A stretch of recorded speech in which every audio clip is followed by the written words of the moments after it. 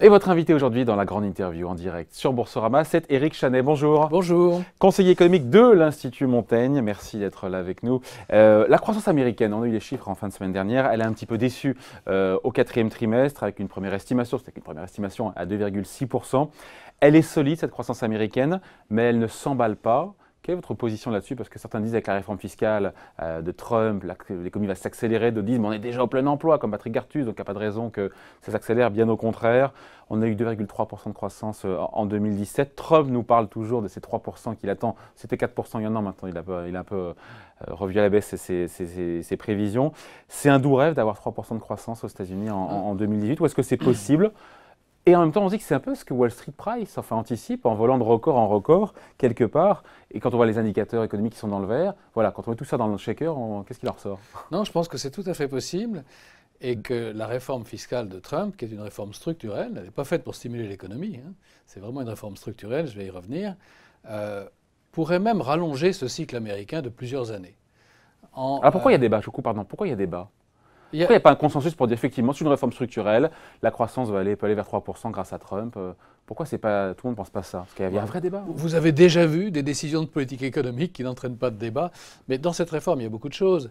Il y a eu des tas de compromis, pour ne pas dire des compromissions, qui, elles, suscitent un débat. Quand il a fallu que ça passe par le Congrès, il y a des gens qui ont demandé des modifications, etc. Mais sur le fond, c'est une réforme qui change la base fiscale et qui limite la déduction des taux d'intérêt. Toutes les grandes banques ont dû provisionner. Ce qui fait d'où les pertes au quatrième trimestre des grandes banques américaines. Vous avez tout à fait raison. Alors, pour ceux qui disent que c'était une réforme faite pour Wall Street, ben, ils se trompent. À moyen terme, à moyen long terme. Et qui, pour une période malheureusement limitée, fait que l'investissement est entièrement déductible. Je dis malheureusement pour une période limitée, c'est un des compromis avec le Congrès. Ce qui veut dire que les entreprises ont une très forte incitation à investir. Or, investir, c'est de la bonne croissance. C'est le problème des États-Unis, comme de toutes les économies développées. Il faut augmenter la croissance potentielle. Alors évidemment, il faut pour ça augmenter le niveau d'éducation de la population. Ce n'est pas une réforme fiscale qui le fera. Mais il faut aussi que les entreprises aient une incitation à investir, elles vont le faire. Et ça, c'est une croissance qui est vertueuse. Ce n'est pas parce que les entreprises investissent plus que l'économie va générer plus d'inflation. Ce serait le cas si la demande des ménages était stimulée. Or, elle n'est pas stimulée par la réforme fiscale. Donc je pense que c'est une bonne réforme. Et lorsqu'on regarde le ratio investissement des entreprises américaines sur PIB, on est encore en dessous du pic de 2007. Donc il y a encore de la marge. Ça avait plafonné en 2017. Et là, ça va repartir. Bonne croissance. Sur le quatrième trimestre, la Fed de New York a un très bon indicateur, coïncident, qui indiquait plutôt 4%. Exactement. Donc moi, je fais le pari que ce chiffre de 2,3, 2,5 sera révisé à la hausse. Bon, donc après 8 ans, encore une fois, de reprise, la récession n'est pas du tout en vue, selon vous, aux États-Unis. Certains disent que c'est un risque pour 2018. Bien au contraire, selon vous, parce qu'il y a cette réforme fiscale, d'ailleurs qui fait, c'est un autre sujet, mais c'est un peu lié aussi, qui fait rentrer de plein pied l'Amérique dans la concurrence fiscale, avec un taux d'IS à 15%. Absolument. Le taux de l'IS est une des choses, d'ailleurs, qui peut être modifiée par une autre législature, mais le caractère radical de la réforme, c'est d'avoir changé la base fiscale. Jusqu'à présent, les entreprises américaines étaient les seules dans le monde à être taxées sur leur chiffre d'affaires mondial. Maintenant, on revient à une base fiscale, comme en France, comme dans la plupart des pays de l'OCDE, qui est basée sur le chiffre d'affaires aux États-Unis. D'où on déduit l'investissement et en partie les taux d'intérêt. Mais c'est très important parce que c'est une réforme qui favorise l'investissement, qui favorise les entreprises qui ont un très fort contenu en capital, si je puis dire, au détriment des entreprises qui sont excessivement endettées ou excessivement leveragées, comme on dit dans les marchés. Ouais. Alors, une nouvelle fois, hein, c'est quelque chose qui va dans le bon sens structurellement. C'est assez vertueux. Et donc, quand les investisseurs américains ou Wall Street price anticipent finalement une croissance de 3% à l'infini, quand on voit Wall Street voler de record en record, ça se justifie selon vous? Oui, quand même. Les actions américaines restent extrêmement chères. Ah, quand même, oui. Oui. Mais il y a un consensus pour dire que c'est très cher et pour autant tout le monde en achète. Hein. Elles sont très chères sans qu'il n'y ait de signe de bulle. Voilà le paradoxe. Elles sont très chères, mais il n'y a pas de signe de bulle. Non, il y aurait un signe de bulle si des gens très pessimistes se disent « je vais quand même acheter des actions ». Parce qu'elles vont augmenter encore de 10% et que je ne peux pas me permettre de louper ce gain. Mais ce n'est pas le cas aujourd'hui, c'est pas envie de Non, je ne crois pas que ce soit le cas aujourd'hui. Il faut reconnaître quand même que dans cette valorisation extrême des actions américaines, les grandes entreprises de technologie explique, disons, 80% de cette très grande valorisation. Et donc, on n'est pas revenu 20 ans en arrière. Le tissu, non, parce que ce ne sont pas des dot-com, là. Hein. S'il y a une analogie à faire, ce serait plutôt avec les entreprises qui disent j'ai intégré blockchain dans ma méthodologie, et donc tout d'un coup leur valeur boursière augmente. Quelques jours. Non, je ne crois pas. Je crois qu'il y a un pari sur la durée du cycle. Il y a des vues très différentes, vous avez raison. Hein. Ceux qui ont vu dans l'aplatissement de la courbe de taux un signe que l'économie américaine allait vers un fort ralentissement, voire une récession 2019-2020, ils ne savent plus quoi dire aujourd'hui, puisque la courbe se quantifie. Mais il y a un débat là-dessus et il est justifié. Et les entreprises, pour le coup, alors forte valorisation, encore une fois, des entreprises américaines, notamment sur la high-tech. Mais encore une fois, il y a notamment toutes les annonces qu'on a pu avoir qui sont relativement bonnes ces derniers mois, même depuis le début de l'année, avec des bénéfices qui sont en forte hausse. C'est suffisant pour justifier, encore une fois, vous le disiez, le marché qui est très très cher. Écoutez, si on veut regarder les choses au niveau mondial, les actions américaines sont très chères. Donc si on a le choix, les actions européennes payent encore une prime de risque. Et donc, on a plutôt envie de mettre son argent du côté des actions européennes. Ça fait plusieurs années qu'on dit ça à chaque fois. Oui, marché actions européen. Alors, par rapport au marché actions américain. Aujourd'hui, c'est l'euro qui fait le travail. Donc, pour un investisseur, mettons, japonais ou chinois, il a tout intérêt. Il a eu tout intérêt à investir dans les actions européennes. Bon, il se trouve que c'est la devise qui leur donne la plus-value, plus que les indices. Mais ça revient strictement au même pour un investisseur international. Évidemment. Donc, l'un dans l'autre, si vous mettez la devise et la valorisation en euros, moi, je trouve quand même qu'il y a plus de marge du côté des actions européennes que du côté des actions américaines. Pour clore le sujet, Éric Chanet, sur les États-Unis, quels sont les dangers? Tout va bien, donc apparemment le cycle de croissance va se poursuivre, notamment du fait de la réforme fiscale américaine. Quels sont les dangers qui se profilent pour l'Amérique? C'est quoi? On aurait pu dire il y a un an, l'imprévisibilité de l'équipe au pouvoir, avec encore une fois cette séquence qu'on a eue il y a quelques jours à Davos, qu'on a un président qui contredit à moitié son ministre des Finances, son secrétaire d'État au Trésor. Parce qu'il a dit, Trump, quand même, au bout du compte, je veux un dollar fort, au bout du compte. Donc, ça peut dire qu'à court terme, il aimerait bien avoir un dollar plus faible. C'est quoi les périls? C'est quoi pour l'Amérique? C'est l'erreur de pilotage d'un nouvel homme à la tête de la Fed, Jay Powell, qui pourrait agir trop lentement ou trop rapidement, avoir un mot qui lui échappe. C'est ça, le sujet. Vous l'avez dit, mais il me semble que ça se ramène à une variable dont vous avez parlé avec votre invité précédent, qui est l'inflation. On ne voit pas pour l'instant. Si. Pour moi, c'est tout à fait clair. L'Employment Cost Index américain, qui est l'inflation qui est vraiment générée par l'économie, il est maintenant en tendance à 3%. On parle de l'inflation des salaires, là? On parle des salaires? Je parle en général des salaires, des benefits, comme il s'appelle, le coût du travail. Le coût du travail est maintenant sur 3%. On vient quand même de 1,5%. La Fed de New York, à nouveau, a un excellent indicateur de l'inflation sous-jacente et qu'elle calcule non pas par rapport à l'indice des prix, mais en utilisant le big data, c'est-à-dire toutes les données qu'on peut avoir sur Internet. Et c'est très intéressant parce que lui aussi est à 3%. Si vous ajoutez faiblesse du dollar, là, le petit jeu à deux entre le président Trump et son secrétaire d'État au Trésor voulait quand même bien dire on a envie que le dollar soit faible à court terme. On a compris la même chose. Moi, il me semble, et tous les traders du monde entier l'ont compris comme ça, ils ont raison. Donc, dollar faible, protectionnisme, qui veut dire augmentation des prix d'importation. Marché du travail qui commence à être tendu, et les entreprises américaines comme européennes d'ailleurs se plaignent qu'elles n'arrivent pas à recruter à la qualification qu'elles veulent. Tout ça, ça veut dire qu'il y aura de l'inflation. Donc la Fed va continuer à augmenter les taux d'intérêt. Les marchés, vous écoutez, sous-estiment complètement les pressions inflationnistes aux États-Unis. À mon avis. Mais ça les marchés ont une mémoire très longue.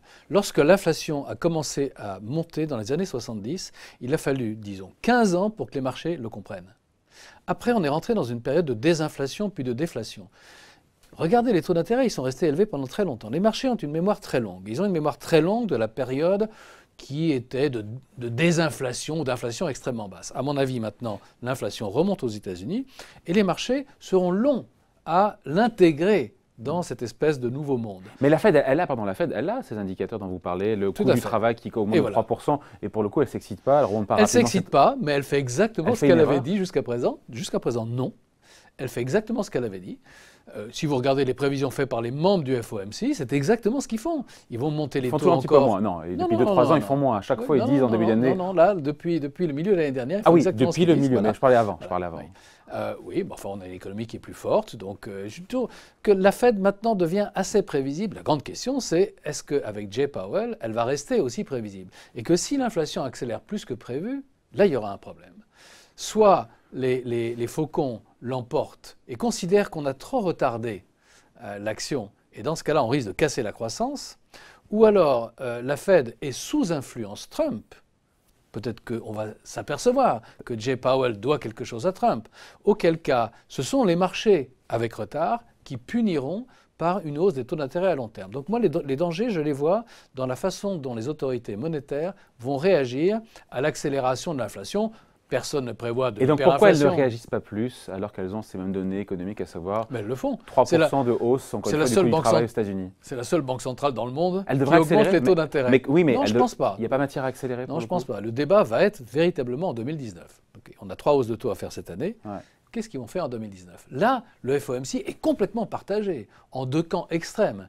Et si il décide de s'arrêter parce que voilà, on ne sait pas trop, eh bien là, on risque d'avoir une inflation qui accélère, un dollar qui se déprécie, et à un moment, un marché obligataire qui commence à dire qu'il y a quelque chose qui ne va pas.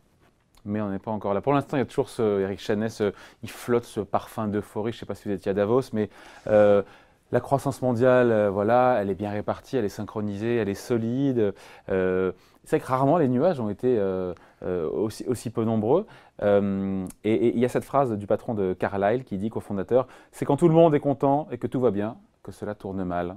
Voilà, il y a quelques voix dissonantes quand même. On a aussi le patron de Barclays qui disait à Davos, ce climat à Davos en ce moment me rappelle l'exubérance de 2006, quelques mois avant que n'éclate la plus grande crise financière. Pas faux. Oui, alors... Pas faux, oiseau de mauvais augure. On peut toujours dire ça.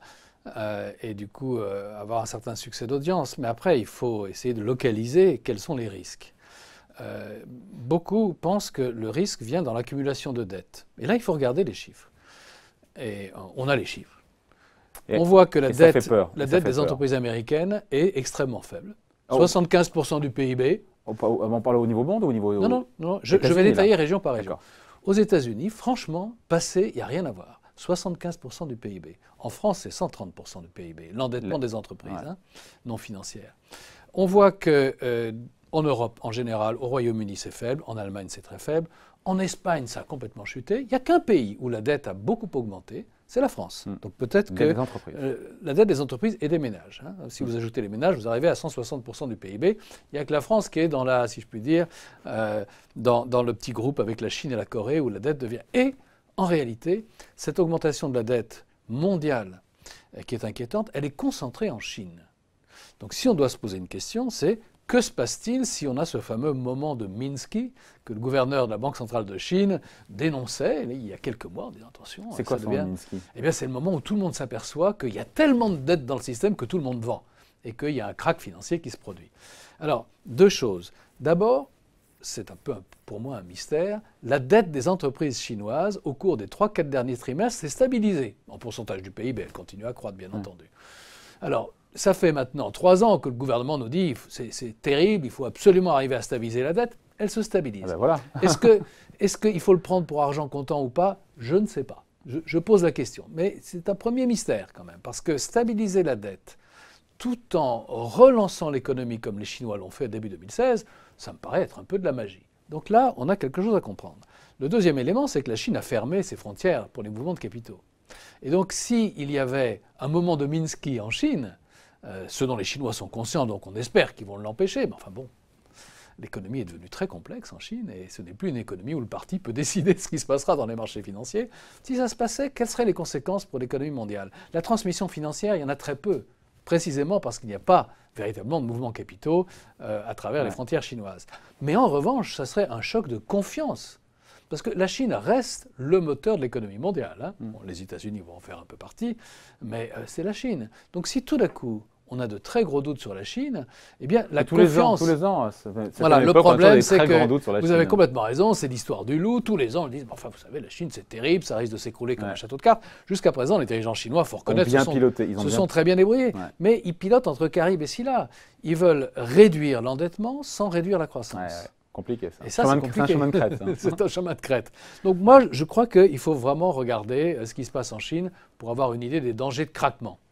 Bon, dernier point, juste avant l'ouverture de Davos, il y a le chef économiste, on en parlait il y a quelques jours, du FMI. Il déclare, c'est intéressant, il dit la prochaine récession arrivera plus tôt que prévu et sera plus difficile à résoudre. La récession arrivera plus tôt que prévu, sera plus difficile à résoudre parce que les marges de manœuvre budgétaires sont un peu faibles, monétaires aussi. Il a raison.